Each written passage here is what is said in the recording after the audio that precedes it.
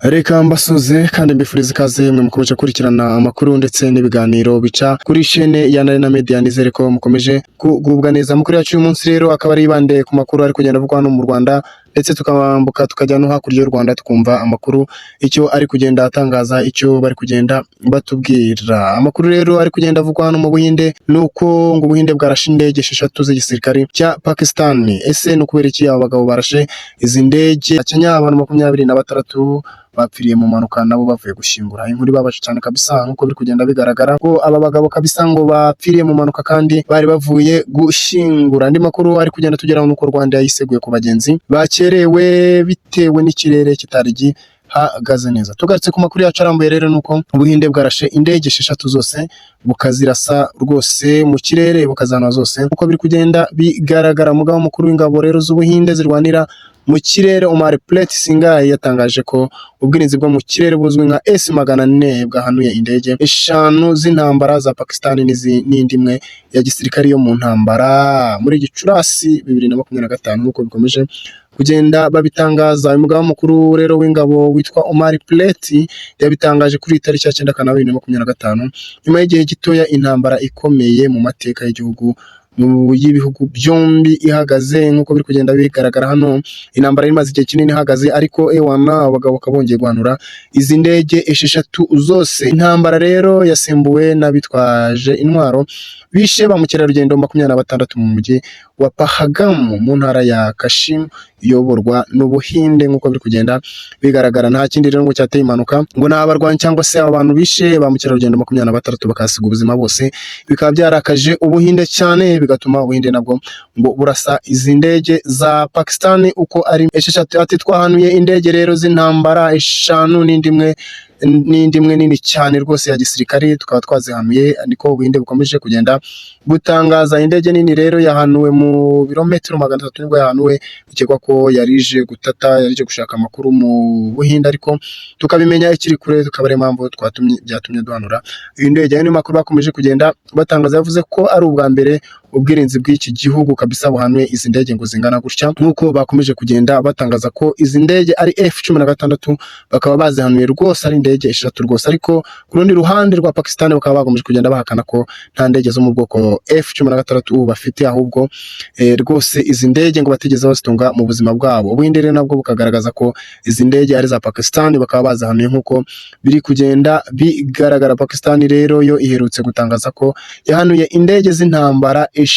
Abagabo rwose bameze nk'aho bari mu mikino utamenye ariyo, bavuga ati natwe duherutse guhanura indege 6 z'Ubuhinde, nubwo nabo batigeze babyemera nk'uko biri kugenda bari kugenda babitangaza kabisa. Twamenya ari ibiki se cyangwa twakemera ibyande? Gusa icyo tuzi nuko ibihugu bitameranye neza rwose, bitabanye neza, akaba ariyo mpamvu ibi byose bishoboka. Gusa imikino barimo bayigabanya kubera ko ubu n'ubuzima bw'abantu bari kugenda bakomeza bangiza. Andi makuru yacu rero twamaze kugenda tuvuga nuko Kenya abantu 26 baguye mu mpanuka bavuye gushingura. Nk'uko biri kugenda bigaragara, Minisiteri rero ngo y'ubuzima ya Kenya yatangaje ko abantu 26 bari bavuye gushingura mu gace ka Nyahera mu karere ka Kisumu kuri tariki ya 8 Kanama 2025 bapfiriye mu mpanuka ya bisi kabisa, abandi 19 bagakomereka. Nk'uko biri kugenda bikomeza gutangazwa, Minisiteri rero yasobanuye ko iyi mpanuka yabereye mu masangano y'umuhanda ubwo imodoka zahuraga zikata zikora impanuka. Rero bikaba nabyo byaje gutera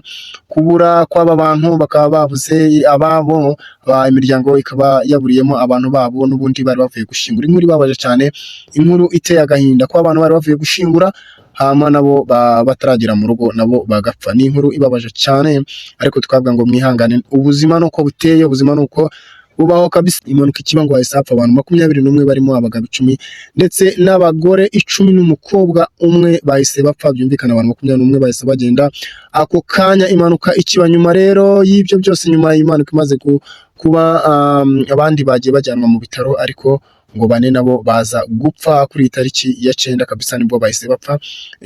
Urumva ko ni inkuru ibabaje cyane, inkuru y'akababaro, kandi tubwira imiryango yasigaye, tubwira ababuze ababo ngo bakomeze kwihangana, bakomeze kwihangana rwose nk'uko inzego za guverinoma n'ubuyobozi bakomeje kugenda babitangaza.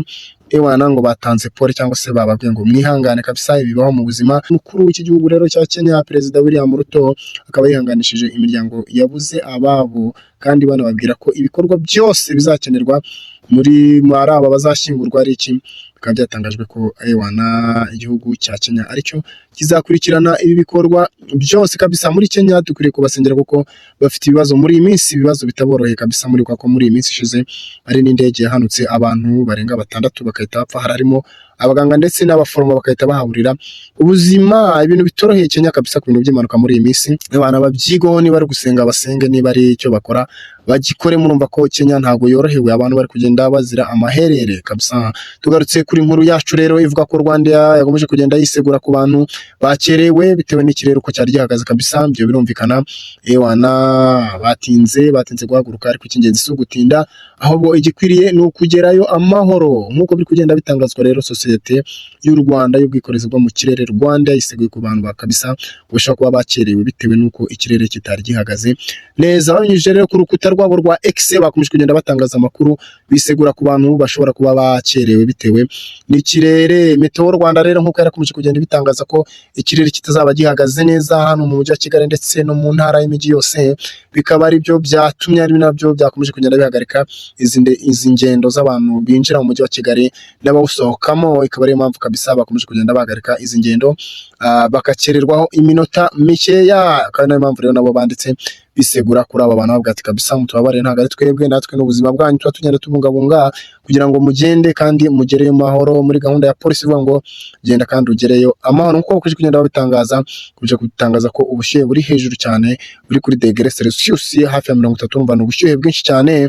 bwari bukomeye. Bakomeza kugenda batangaza ko Ewana ikirere kitameze neza, imvura ishobora kuzajya igenderwa mu masaha aya yose ya mu gitondo cyangwa se ni mugoroba. Rwanda yari ikomeje kugenda itangaza ko muri uyu mwaka wa 2024 Ewana 1,136,000 aribo bantu Ewana bashobora kuba barinjiye mu Rwanda baje na Rwanda. Ya ibintu byiza cyane, ibintu bishimishije. Banagize uruhare mu iterambere ry'igihugu kuko bakoresheje imbere mu gihugu arenga 579,000 kabisa y'amadolari. Birumvikana ni ibintu byiza kabisa.